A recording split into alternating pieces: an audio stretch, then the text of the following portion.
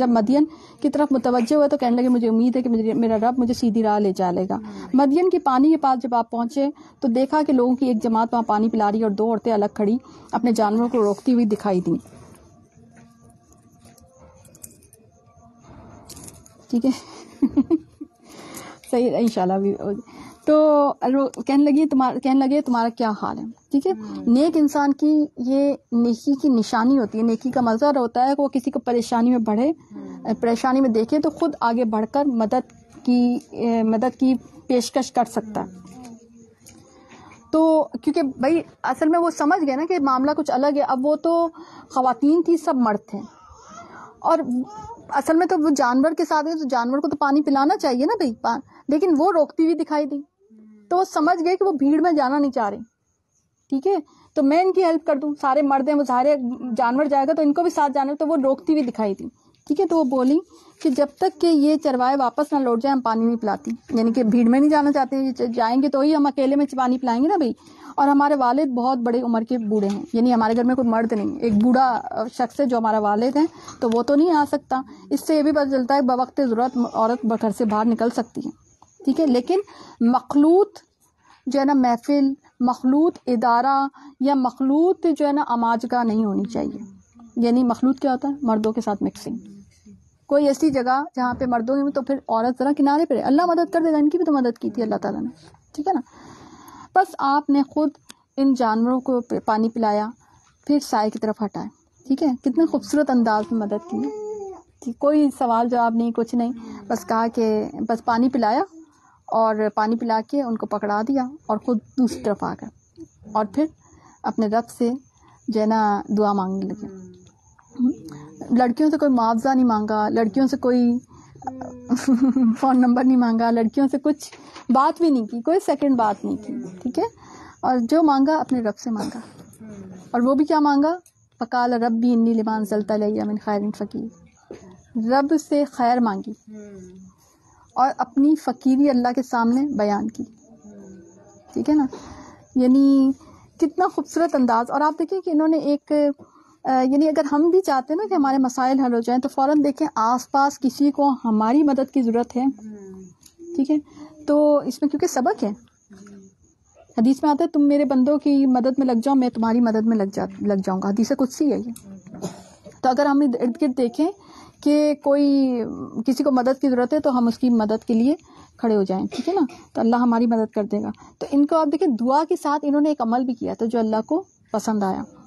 صحیح ہے. تو اتنے میں اب وہ دعا کر ہی رہے تھے کہ اتنے میں وہ دعا قبول ہو گئی. فجات ہوں احداہما تمشی علی استحیا. ان میں سے ان 2 میں سے ایک عورت آئی ان کے پاس شرم و حیا سے چلتی ہوئی. ٹھیک ہے.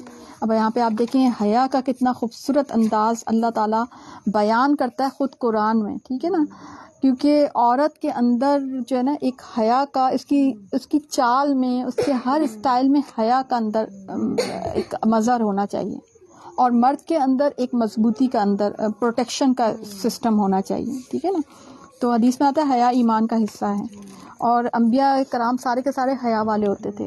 اور نبی کریم صلی اللہ علیہ وسلم کی حیا، ان کی تو حیا کواری لڑکی سے بھی زیادہ جو ہے نا، کواری پردہ نشین لڑکی سے بھی زیادہ وہ حیا دار تھی. ٹھیک ہے.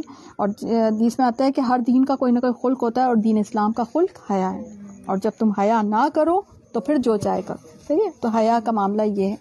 تو وہ حیا اتنی زیادہ اللہ کو پسند ہے.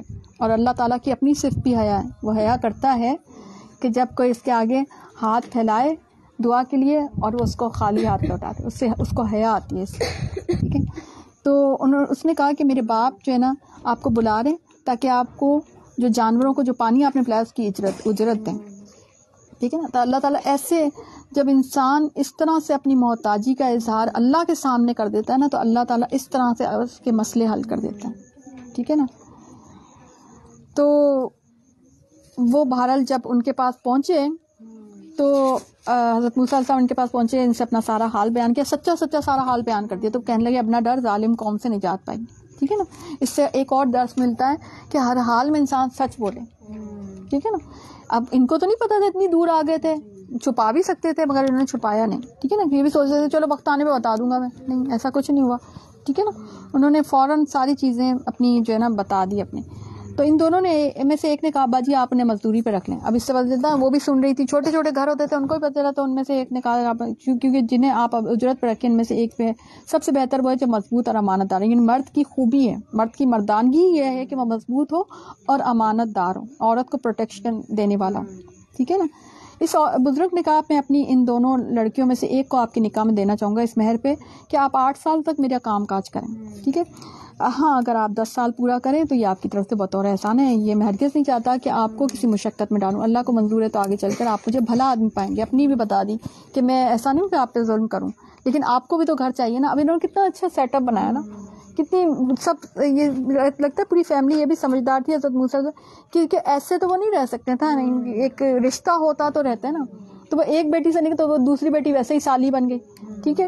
اور پھر آپ دیکھیں کہ انہوں نے کہا کہ 8 سال تک میرا کام کاج کریں, تو اس میں ظاہر ہے ان کی اجرت کا بھی معاملہ ہو جاتا, صحیح ہے. ان کے گھر میں کوئی مرد نہیں تھا تو وہ مرد کا معاملہ بھی حل ہو گیا, صحیح ہے. تو آپ ہے نا, اور آپ دیکھیں کہ کس طرح سے اللہ تعالیٰ نے حضرت موسیٰ علیہ السلام کو گھر بار دیا اور ان کی دعا قبول کی, ہر چیز دے دی انہوں نے اس وقت, اس بے سر و سامان کی حالت میں. گھر بھی مل گیا, بیوی بھی مل گئی, کام کاج کا بھی معاملہ حل ہو گیا, سب کچھ ہو گیا, ٹھیک ہے.